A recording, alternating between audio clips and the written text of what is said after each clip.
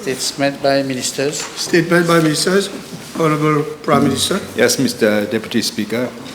With your permission, I'm making a statement on the executive order entitled Regulating Imports with a Reciprocal Tariff to Rectify Trade Practices that Contribute to Large and Persistent Annual United States Goods Trade Deficits, signed by President Trump on the 2nd of April of this year. President Trump invoked his authority under the International Emergency Economic Powers Act of 1977 to address the national aid emergency posed by the absence of reciprocity in the U.S. trade relationships and other harmful policies like currency manipulation and unfair trade practices. The executive order imposes a baseline 10% tariff on all imported goods as from the 5th of April of this year. The United States will also impose an individualized reciprocal higher tariff proportionate to the level of its trade deficit with that country as from 9th of April 2025. The executive order further states that these tariffs will remain in effect until such time as the President determines that the threat posed by the trade deficit and underlying non-reciprocal treatment is satisfied, resolved, or mitigated. Some products that are exempted from this policy are steel and aluminum, copper, pharmaceuticals, semiconductors, critical minerals, and energy products. Basically, all these goods are strategic for the United States, which explain their exclusion. It is our understanding, Mr. Deputy Speaker, that the calculation of the reciprocal tariff is based on the trade deficit incurred by the United States with Mauritius in 2024. In that year, Mauritius exported around $234.5 million of goods to the United States, while it imported only $48 million of goods. This results in a trade deficit of $186.5 million for the United States. The trade deficit as the percentage of Mauritius exports to the U.S. is estimated at 80%. Therefore, as per the U.S. calculation, the reciprocal tariff for Mauritius is 80%. However, this percentage was halved, and a discounted reciprocal tariff of 40% will be applied for our exports entering the United States market. The main products exported to the U.S. include live primates, fish, sugar, textiles, and apparel. As soon as President Trump assumed office on the 20th of January 2025, he signed the America First Trade Policy Presidential Memorandum, which aims at undertaking a number of studies and proposing recommendations to address the persistent trade deficits, among others. In February 2025, the Office of the United States Trade Representative had requested public comments on unfair trade practices and non-reciprocal trade arrangements affecting the U.S. economy by the deadline of 11th of March 2025. Accordingly, Mauritius made a submission highlighting that the top 20 U.S. exports to Mauritius do not attract any tariff at all. The mutual benefits of AGUA was also underscored. On the 3rd of April 2025, the WTO Director General stated that many members had contacted the WTO regarding the potential impact of the tariffs on their economies and global trade. She expressed concern over the decline in trade and the risk of a tariff war driven by retaliatory measures. Highlighting the potential for significant trade diversion, she urged members to handle the resulting pressures responsibly to prevent escalating tensions. The executive order means, Mr. Deputy Speaker, that our exports of goods to the United States will now be subject to a tariff of 40%. This will be clearly highly detrimental to our economy. The U.S. is the fourth largest buyer of Mauritian goods. Some 41 export-oriented enterprises employing some 16,750 persons depend on the U.S. market. Being an AGUA-eligible country, Mauritius has been benefiting from duty-free market access for some 6,400 product lines on the U.S. market. Other AGOA-eligible countries like Lesotho, Botswana, and Madagascar will also face a tariff of varying between 50%, 37%, and 47%, respectively.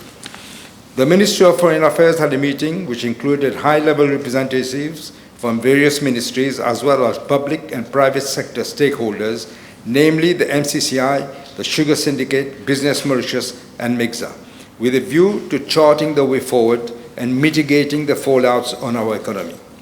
I have chaired 2 meetings with the Ministry of Foreign Affairs, Regional Integration and International Trade, and the officers of the Ministry of Finance with the with the junior minister. The following course of action was agreed. 1, to discuss possible avenues with the United States at the bilateral and regional levels. 2, work with like-minded groups of countries, including AGOA, eligible countries as well as the African Union mission in Washington, D.C., with a view to devising a strategy to open up discussions with the United States. 3rd, to negotiate a bilateral trade agreement with the United States, which will provide the necessary predictability to our trading relations. A high-level committee has been set up by government to monitor the situation and liaise with all public, private, and foreign stakeholders, including the Corporate Council for Africa, that can work together to mitigate the fallouts from the U.S. executive order and ensure continued trade between Mauritius and the United States. Government will also engage with the U.S. as the executive order provides that reciprocal tariff can be modified if the country takes, and I quote, significant steps to remedy non-reciprocal trade arrangements and ally sufficiently with the United States on economic and national security matters, unquote. I'm also writing to President Trump with a view to discuss the concerns of Mauritius. Thank you. Honorable Minister of Agri-Industry, Food Security, Blue Economy, and Fisheries. You have a statement?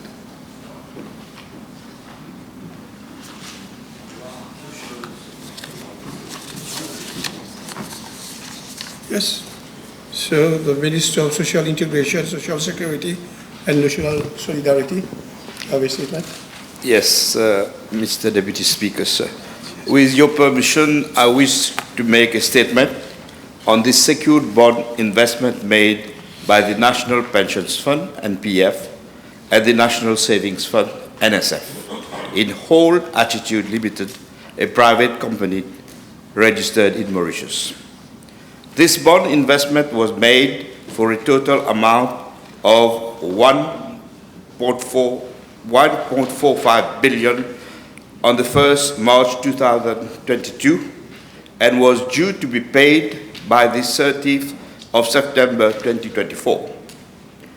I wish to inform the House that the bond investment has now been fully repaid to the tune of 1,618,214,214 rupees, the last payment being made on the 27th March 2025.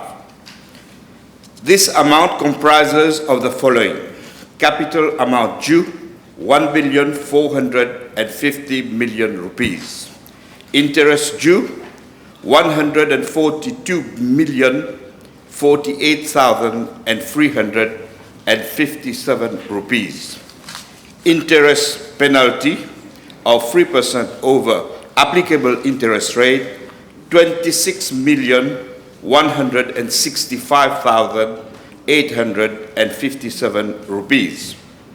Mr. Deputy Speaker, sir, the House may wish to refer to my reply made to PQ B23 on the 10th December 2024, whereby I informed the House that the NPF-NSF Investment Committee had agreed to the extension of capital repayment of the bond issued by Hold Attitude Ltd for an amount of 1,450,000,000 rupees from 30th September 2024 and 31st March 2025, but interest due was to be paid by the end of December 2024. Given that as at 31st December 2024, the interest due was not settled, the NPF-NSF Investment Committee on 28th January 2025 took the decision to trigger the event of default in accordance with Clause 9.1 of the Share Pledge Agreement and in conformity with the second schedule of the Notes Subscription Agreement, with the aim that by end of March 2025, the process of triggering the default will be completed. The NPF and NSF has embarked in this process by requesting a note holders meeting, which was held on the 6th March 2025, and thereafter Hold Attitude Ltd was requested to repay the capital, interest, and penalty on interest for a total amount of 1,618,214,214 rupees by 19th March 2025. It is to be noted that Hold Attitude Ltd has pledged 40% of the shares it held in Attitude Hospitality Ltd as collateral as part of the bond issue.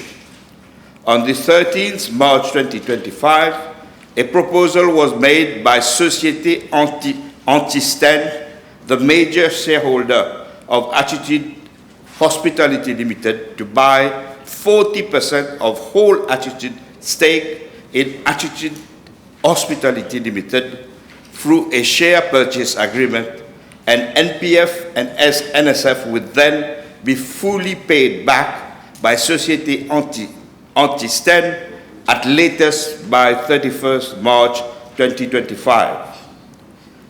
Consequently, upon advice from the Attorney General Office on the 19th March 2025, the NPF-NSF Investment Committee agreed to the proposal made by Société Anti-Stand to buy the shares of Hold Attitude through a share purchase agreement, SPA, following which the NPF and NSF would receive all their dues, that is capital, interest plus penalty on interest due, for a total amount of 1,618,214,214 rupees by March 31st, 2025. Mr. Deputy Speaker, sir, it is to be pointed out that the proposal made by Société Anti-Stand to buy these shares of Hold Attitude was in accordance with the Constitution of Attitude Hospitality Limited, which provides for the shares to be offered for sale to the existing shareholders of Attitude Hospitality Limited, and only if they would refuse, then the shares would be sold to a third party.